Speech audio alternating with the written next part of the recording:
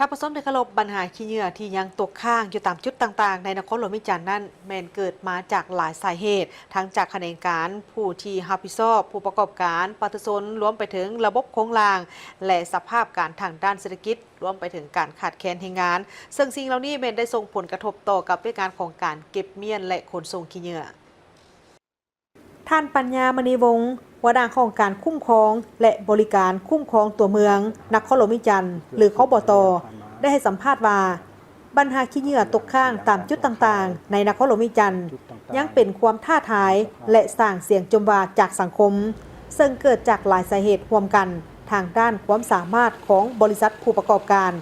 การบ่ปฏิบัติตามระเบียบของประชาชนจำนวนหนึ่งข้อจำกัดด้านโครงสร้างรวมถึงผลกระทบจากสภาพเศรษฐกิจและมีบางบริษัทที่ขีดความสามารถด้านการบริการยังบ่ทันเข้มแข็งเท่าที่ควรเป็นต้นพาหนะเปเพขาดแคลนแรงงานและอื่นๆเฮ็ดให้การเก็บเมียนและขนส่งขี้เหงื่ออยู่บางเขตบ่สามารถดำเนินไปได้ตามแผนและเกิดมีเสียงจมวาจากสังคมต่อการบริการในแต่ละระยะคือดังที่ผ่านมาต่อกับสภาพปัญหาที่เกิดขึ้นในระยะผ่านมาก็คือห่างเสียงการส่งข่าวในจุดต่างๆมีสภาพการเก็บเป็นขี้เหงื่อบ่สม่ำเสมอเนาะมีการคาดไปบริการบ่ตรงเวลาเกิดมีสภาพขี้เหงื่อข้างตามจุดต่างๆของการคบต.เฮาก็ได้มีการประสานสมทบโดยเฉพาะแม่นค้นคว้าปัญหาแท้ๆมันเกิดย้อนหยังสาเหตุเกิดย้อนหยังถือว่าปัญหาที่เกิดขึ้นครับโดยรวมแล้วกับมันเกิดจากหลายๆภาคส่วนแต่ว่าภาคส่วนที่สำคัญและแม่นผู้ให้บริการเก็บเมียนขนส่งขี้เหงื่อก็คือผู้ประกอบการครับเป็นปัญหาเรื่องด้านพาหนะของบริษัทเองความพร้อมในการให้บริการ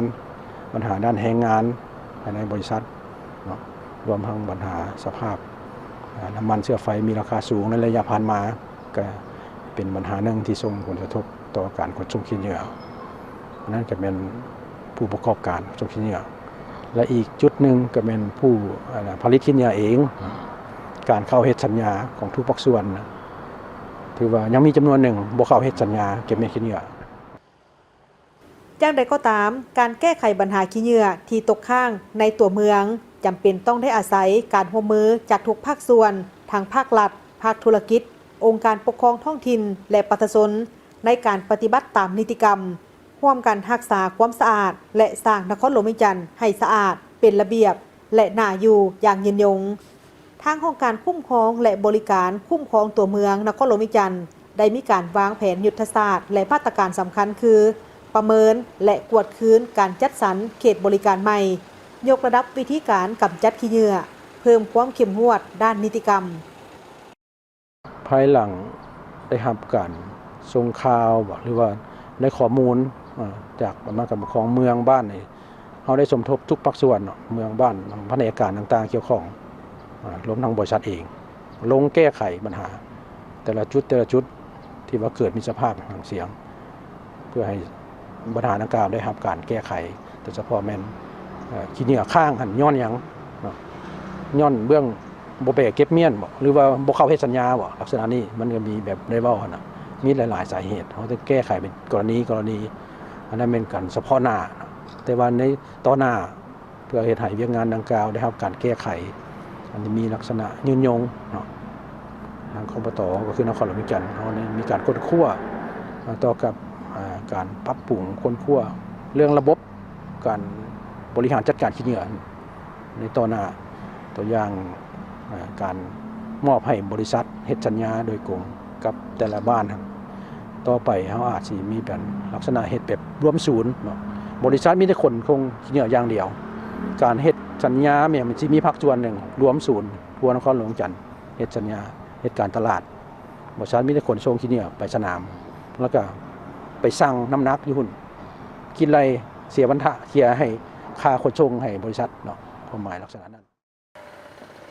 ปัจจุบันการเก็บเมียนขนส่งขี้เหงื่อได้เข้าถึงการบริการ9ตัวเมืองเข้าบริการได้361บ้านหรือประมาณ75ส่วนห้อยของจำนวนบ้านทั้งหมดในนครหลวงวิจารณ์481บ้านโดยมีทั้งภาคส่วนรัฐ และบริษัทผู้ประกอบการ12บริษัทในนี้ภาคส่วนรัฐรับผิดชอบเข้าบริการจำนวน192บ้าน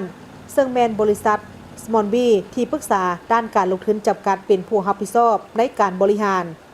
โดยอิงตามจำนวนประชากรในนครหลวงวิจันทร์คาดคะเนปริมาณขี้เหงื่อที่เกิดขึ้นในแต่ละวันประมาณ700-900ต้นแต่ตัวจริงสามารถเก็บเมี่ยนขนส่งไปกำจัดอยู่สนามขี้เหงื่อหลัก32ได้ประมาณ500ต้นต่อวันส่วนที่เหลือแม่นถูกกำจัดแบบบ่ถูกต้องเช่นทิ่มสะซ้ายตามสถานที่ต่างๆทิ่มตามดินเปาวางทิ่มลงห้องระบายน้ำแม่น้ำลำเซมีการจูดเผาและการแก้ไขปัญหาขี้เหงื่อที่ยังตกค้าง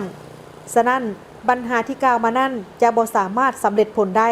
หากปราศจากการร่วมมือจากทุกภาคส่วนทางภาครัฐภาคธุรกิจองค์การปกครองท้องถิ่นและประชาชนทุกคนในการรักษาความสะอาดเพื่อสร้างนครหลวงวิจันทร์ให้เป็นเมืองที่สะอาดเป็นระเบียบและน่าอยู่อย่างยืนยง